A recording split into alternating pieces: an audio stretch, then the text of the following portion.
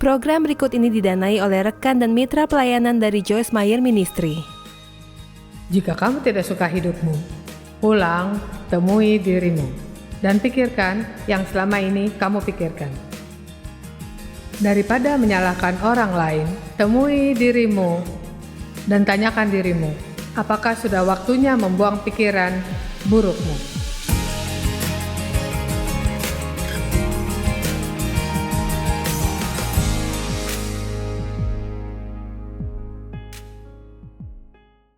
Adalah satu hal menerima sesuatu oleh iman, ada kalanya kita harus mengalaminya. Satu hal yang harus dilakukan secara benar menurut saya, banyak berkat jadi milik kita secara sah, karena Kristus telah mati, darahnya tercurah. Dia meteraikan perjanjian baru dengan darahnya. Sebagai orang percaya lahir baru, kita jadi ahli warisnya dan kita miliki warisan. Milik kita yang sah, milik kita. Tapi dalam menguasai berkat, yang terkadang jadi masalah bagi orang. Bangsa Israel keluar dari perbudakan di Mesir. Mereka adalah budak di Mesir. Itu sama seperti menjadi budak dosa. Allah utus Musa sang pembebas, Allah utus sang penyelamat, Yesus Kristus. Kita bebas dari perbudakan dosa. Mereka bebas dari perbudakan Firaun, dan mereka menuju suatu tempat tanah perjanjian. Kita lepas dari ikatan dosa dan mendengar semua tentang janji Allah dan mulai belajar bagaimana mengarahkannya dalam hidup kita. Bangsa Israel harus pergi ke tempat yang Alkitab sebut padang gurun. Butuh waktu 11 hari untuk gagak melintasinya, terbang lurus di atas padang gurun. Tapi mereka butuh 40 tahun yang menyedihkan dan menderita sebelum beberapa dari mereka berhasil masuk. Banyak dari mereka yang gagal. Dari sekian juta orang yang keluar, sekitar 1,5 juta bersama anak-anak. Sangat sedikit masuk ke tanah perjanjian. Yosua, Kaleb, beberapa anak yang belum cukup dewasa. Ketika Tuhan akhirnya murka dan berkata, "Kamu tidak akan masuk ke tanah perjanjian." Sekarang, kita tahu ceritanya dan menggelengkan kepala dan berpikir betapa bodoh. Jika itu hanya perjalanan 11 hari, kenapa sampai 40 tahun sampai di sana? Tapi, kita harus sadar dan ambil waktu malam ini dan menyadari bahwa banyak dari kita telah keliling gunung yang sama berulang-ulang terlalu lama. Dan saya berkata malam ini adalah waktu untuk melewatinya dan bergerak cepat ke tanah perjanjian. Jadi, mereka pikir masalah adalah musuh mereka. Suku Ismail, orang Hewi, Yebusi, dan Kanaan, kita punya sebutan tersendiri. Mungkin suami yang buruk, tetangga penggerutu, penyakit, miskin, masa lalu yang buruk, tapi kita punya banyak alasan. Dan kita pikir itulah masalah kita pasti iblis. Andaikan dia biarkan aku sendiri. Ini, itu, atau hal lain. Tetapi waktu saya pelajari dari beberapa tahun lalu dan gali lebih dalam, saya sadar secara jelas dari firman kita dapat belajar bahwa masalah bukanlah musuh mereka karena Allah beserta mereka. Dan jika Allah di pihak kita, siapakah lawan kita? Tak ada apapun di dunia ini yang dapat mengalahkan kita jika Allah di pihak kita. Dan Allah bersama mereka. Ia berfirman, jika engkau melakukan apa yang kukatakan, kau akan melalui padang gurun ini dan nikmati janji-janjiku. Tapi mereka tidak lakukan. Itu bukan musuh mereka, bukan. Orang Kanaan, Farisi, orang Hewi, semua musuh itu. Bukan juga raksasa, pola pikir mereka lah yang salah dan sikap yang salah. Mereka tidak berpikir seperti bagaimana Allah mau mereka berpikir. Kamu bisa berpikir tepat lepas dari perbudakan dan berpikir untuk merdeka jika kamu belajar berpikir seperti yang Allah inginkan. Tentu mustahil dapat menang dengan pikiran budak. Tentu mustahil bahagia tapi berpikir sedih dan depresi. Tentu mustahil dapat bebas dari dosa tapi pikiranmu diperbudak oleh dosa. Ada contoh yang baik dalam Roma pasal 6. Dalam Roma pasal 6 ayat 2, bagaimana hidup dalam dosa sedangkan mati bagi dosa. Alkitab berkata ketika Kristus mati kita ikut mati dalam Dia. Dia telah bawa dosa pada salib, dan dosa kita dimatikan untuk hidup dalam kemuliaan. Kamu tahu artinya? Ada bagian dirimu, bagian lahir barumu, tidak mau hidup dalam dosa. Dosa telah mati. Itulah kenapa sekarang, waktu kamu lakukan dosa itu mengganggu. Sebelum kamu lahir baru, itu tak mengganggumu. Kamu tak peduli, kamu suka dan menikmatinya. Tetapi ketika kamu lahir baru, kamu punya masalah baru karena kamu tidak tenang untuk mau berbuat dosa lagi. Itu mengganggumu. Jadi ada bagian dirimu tidak mau dosa, tapi kamu tetap bawa kedagingan. Pikiran belum diperbaharui, liar, emosi tak terkendali, dan keinginan keras yang harus diselesaikan oleh Allah dan Roh Kudus. Itu sebenarnya padang gurun kita. Jiwa kita sebelum diperbaharui oleh firman Tuhan adalah padang gurun. Kita harus belajar untuk membiarkan Allah dalam roh kita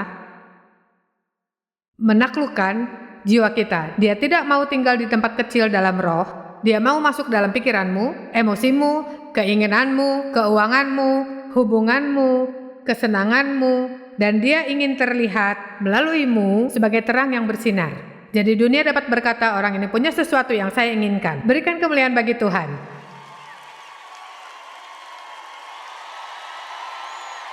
Roma 6 ayat 2 berkata kita mati bagi dosa, tapi Roma 6 ayat 11 berkata bahwa sekarang anggaplah dirimu mati dari dosa dan hidup bagi kebenaran. Saya senang karena kata pertimbangkan adalah proses pikiranmu. Jadi kamu bisa berkata seperti Roma 6 ayat 2, kamu telah mati bagi dosa, tapi Roma 6 ayat 11 berkata, jadi sekarang berpikir bahwa kamu sudah mati dari dosa. Percaya bahwa kamu mati bagi dosa. Kita akan berkata, aku telah mati bagi dosa, dan bernyanyi tentang merdeka dalam Kristus. Kita takut berbuat dosa. Kita katakan kecanduan. Kita ini itu tidak dapat lepas. Terlalu sulit. Kita tidak bisa kembali. Jadi kita tetap terjebak dalam area padang gurun. Kita harus mulai berpikir seperti Allah berpikir dan berkata seperti Allah berkata. Itu akan menolong kita dengan cepat melewati padang gurun dan mulai hidup dalam janji Tuhan. Kamu dapat mengontrol pikiranmu oleh pertolongan Allah, dibantu oleh Roh Kudus. Banyak andalkan Roh Kudus. Kamu dapat mengendalikan pikiranmu, tapi tidak sampai kamu pelajari untuk mengambil perbendaharaan pikiranmu. Dan saya sebut memikirkan ulang apa yang kamu pikirkan. Orang mengikuti apa yang dipikirkannya. Jika kamu tidak suka kehidupanmu, pulanglah, renungkan kehidupanmu, dan pikirkan tentang apa yang kamu pikirkan. Daripada menyalahkan orang lain, renungkan tentang dirimu, dan katakan pada dirimu, sudah waktunya kamu menyingkirkan pikiran burukmu. Amin. Tetapkan pikiranmu dan tetapkan pada hal yang tepat. Kamu tahu yang paling terkenal, 2 ayat yang saya pikir paling terkenal mengajar tentang pikiran adalah 2 Korintus 10, 4 dan 5, senjata kami dalam perang bukan senjata duniawi tapi diperlengkapi kuasa Allah. Menaklukkan imajinasi, alasan, dan teori. Menaklukkan pikiran pada ketaatan dalam Yesus Kristus. Jadi kita tahu ada peperangan di pikiran. Pikiran salah, alasan, teori. Yang tidak sejalan dengan firman Allah dan Alkitab memberi kita tanggung jawab untuk mengenali dan menaklukkannya. Sekarang, ini bukan tanggung jawab kita, karena ketika kita mulai andalkan Roh Kudus, yang harus kita katakan adalah, Tuhan, aku minta, buat aku waspada. Ketika aku berpikir yang salah, berdoa, Tuhan, buat aku sadar setiap aku berpikir yang salah. Jangan biarkan aku hanya diam dengan pikiran bodoh. Pastikan aku sadar saat aku mulai berpikir buruk. Dan setiap mulai doa seperti itu, kamu mulai berpikir, saya tidak perlu berpikir itu. Saya tidak perlu berpikir itu tak sejalan dengan firman Tuhan. Cara kuat dalam pikiran kita adalah untuk menjadi murid, rajin, tekun pada firman. Bagian dari apa yang kita lakukan malam ini, saya hargai Anda karena ini adalah Jumat malam. Ini malam pesta, kerja mingguan telah usai, dan kamu bisa lakukan banyak hal. Kamu bisa habiskan uangmu untuk hal-hal yang tidak berguna bagimu, atau pergi ke tempat-tempat yang tidak perlu kamu datangi. Atau kamu bisa tinggal di rumah bersantai karena lelah bekerja sepanjang minggu. Tapi kalian semua di sini beribu-ribu memenuhi seisi gedung ini untuk belajar firman Tuhan dan menyembah Allah kita. Saya hargai Anda.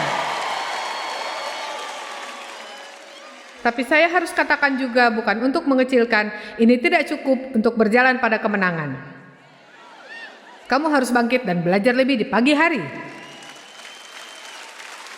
Lalu berdoalah dan menyembah. Pergi ke gereja besok, mungkin ke gereja lagi malam berikutnya, ibadah tengah minggu. Ikuti program TV saya di minggu depan. Temukan sesuatu di iPadmu, temukan sesuatu di gadgetmu. Tetap belajar firman.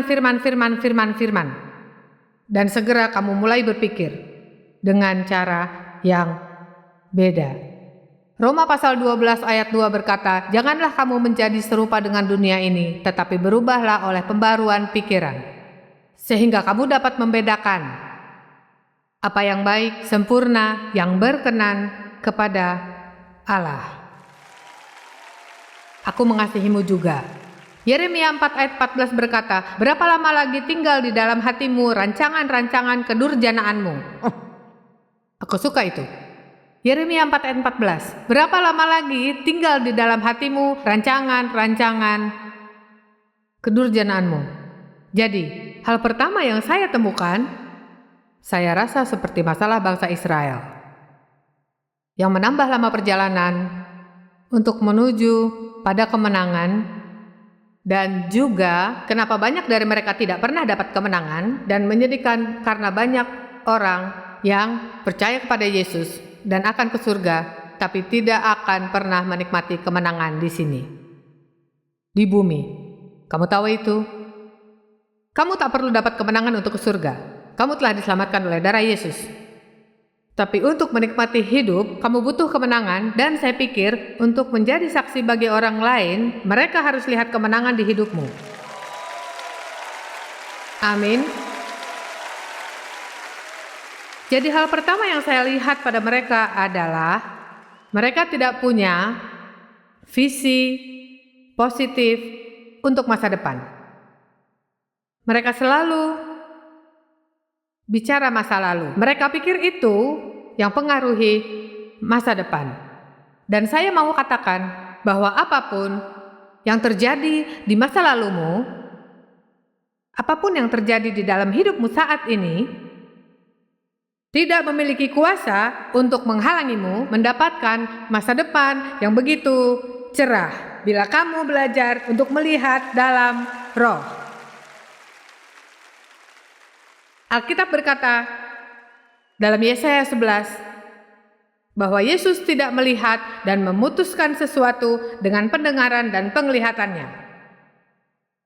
Dia melihat secara spiritual, mendengar secara spiritual, dan kita semua mempunyai telinga dan mata jasmani, tapi kita juga punya mata dan telinga spiritual.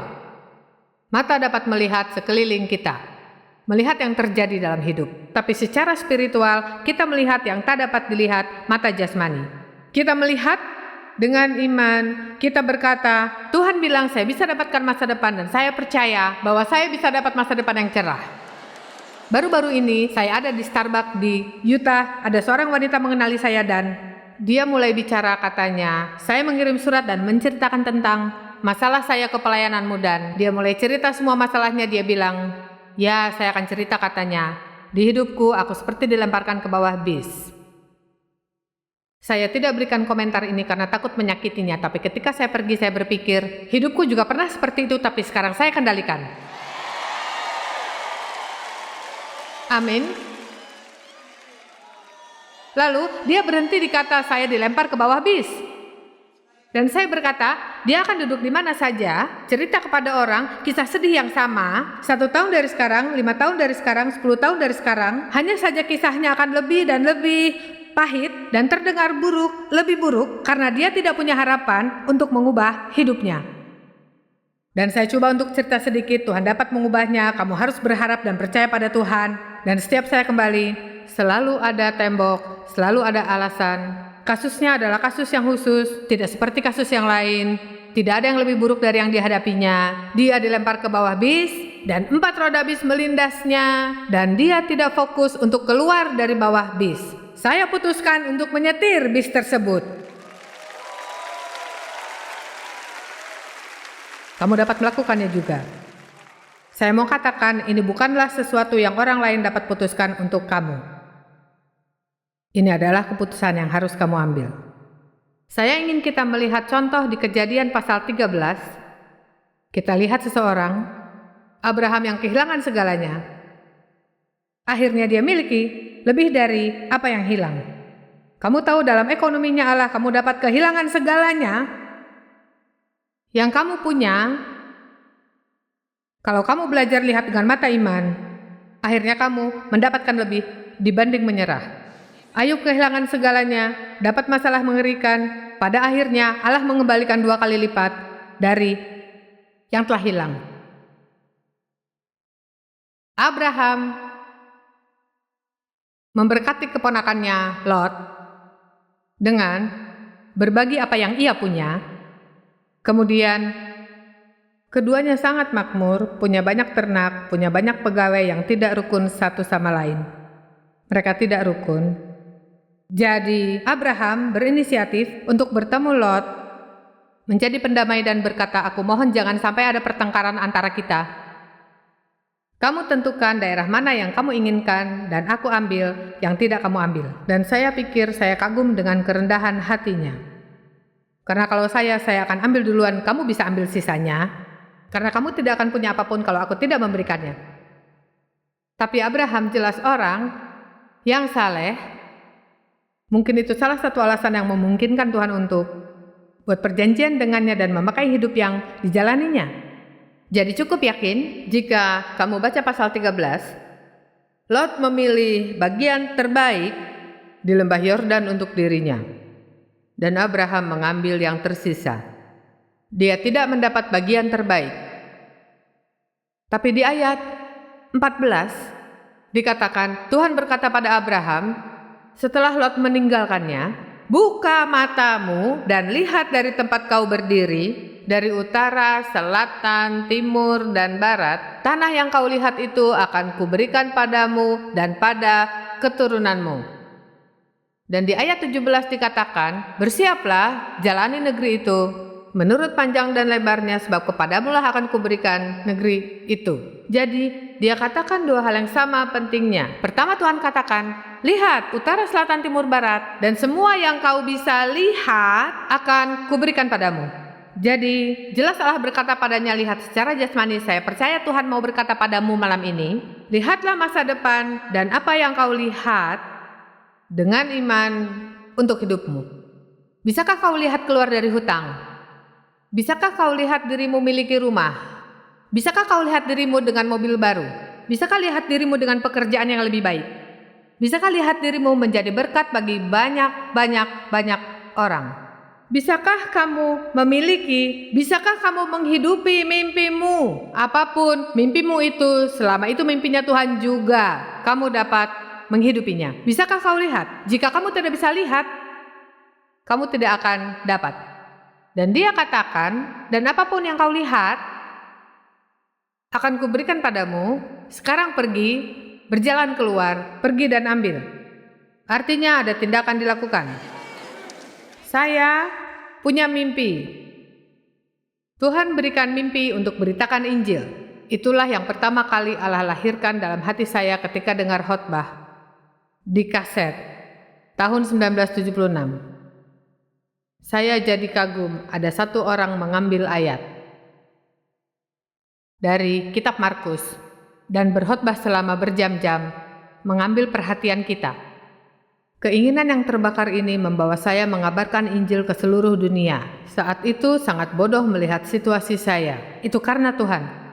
Maksud saya, katakanlah saya kandidat pilihan terakhir. Untuk itu, jadi Tuhan akan menempatkan dalam hatimu hal-hal yang tak masuk akal bagimu. Itulah mengapa kamu tidak dapat tinggal dalam pikiranmu yang lama. Kamu harus hidup dalam pikiran roh. Tuhan akan tunjukkan hal-hal yang mungkin bagimu. Tapi ketika kamu baca firman-Nya, ambil itu untukmu. Bukan hanya untuk kelompok tertentu atau orang tertentu, tapi setiap janji dalam firman adalah untukmu. Itu semua untukmu. Tuhan ingin memberkatimu. Tuhan ingin mempromosikanmu. Tuhan ingin mengangkatmu. Tuhan ingin menggunakanmu. Tuhan ingin menyembuhkanmu. Amin. Tapi kamu harus lihat, Dan kamu tidak bisa melihat dengan mata ini sebelum kamu percaya. Kamu harus melihat dengan mata rohanimu, baru kemudian kamu dapat melihat dengan mata ini. Saya tinggal di Missouri yang disebut area minta bukti.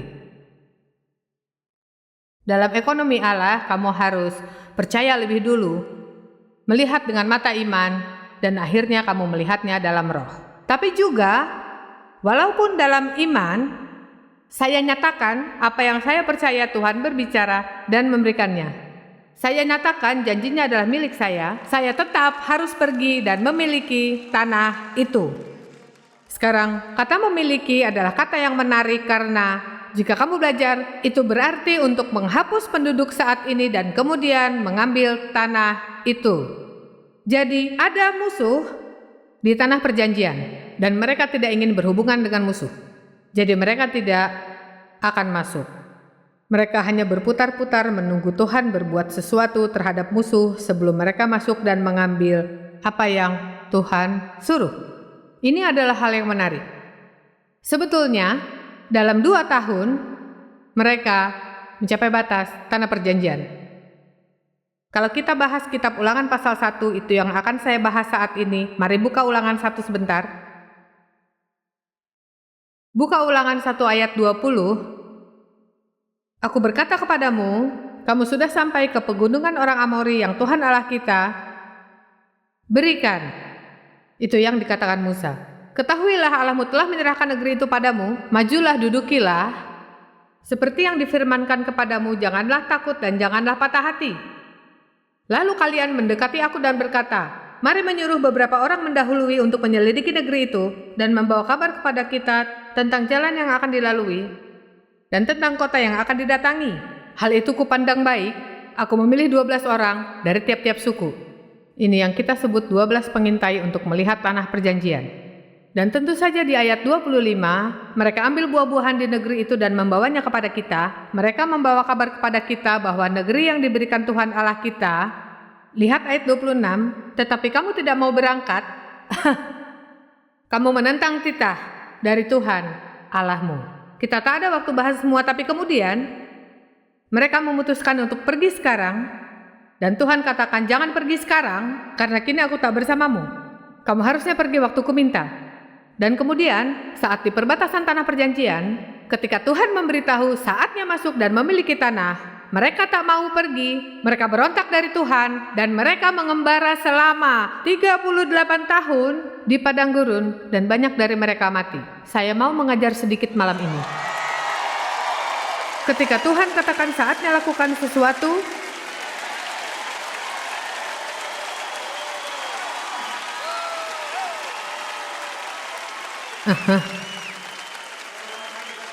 ketika Tuhan katakan saatnya lakukan sesuatu dan ada pengurapan untuk melakukannya, dan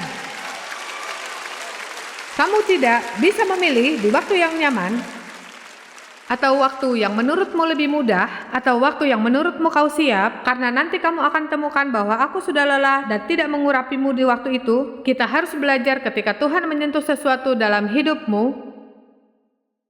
Kita harus belajar ketika Tuhan menyentuh hidup kita. Kita harus menanggapinya serius. Kalau kau tahu Tuhan mau berurusan dengan sikap burukmu, berubahlah. Kalau kau tahu Tuhan mau berurusan dengan kesulitanmu mengampuni, ampunilah. Jangan buat alasan bodoh bahwa sulit untuk memaafkan orang. Yang sulit adalah membenci orang. Itu lebih sulit dari mengampuni orang. Mengampuni itu mudah dibanding dengan membenci, kepahitan, dan dendam, dan menjadi racun tiap waktu. Kalau Tuhan berurusan denganmu tentang kebiasaan yang kamu punya, ada kebiasaan yang merusak. Jika Allah berurusan dengan itu, maka kamu tidak perlu berpikir bahwa kamu tidak mampu, karena Allah tidak pernah lakukan sesuatu terhadapmu tanpa memberikan kemampuan untuk melaluinya untuk dapat kemenangan. Tapi harus percaya. Tak peduli apa yang kamu hadapi, kamu miliki kemenangan. Jika kamu belajar, berpikir yang Allah ingin kamu pikirkan. James dari New York baca buku saya Peperangan Pikiran menjadi alat yang sangat membantu, dan dia menulis kesaksian ini. Saya baru selesai membaca Peperangan Pikiran, saya sangat termotivasi untuk melihat hubungan saya dengan Allah dan saat teduh saya. Saya sudah bergumul dengan alkohol dan kecanduan selama hidup saya. Membaca buku ini memberikan saya cara pikir baru dan alat untuk mempertahankan hidup sehat dan hidup bahagia dalam Roh Kudus.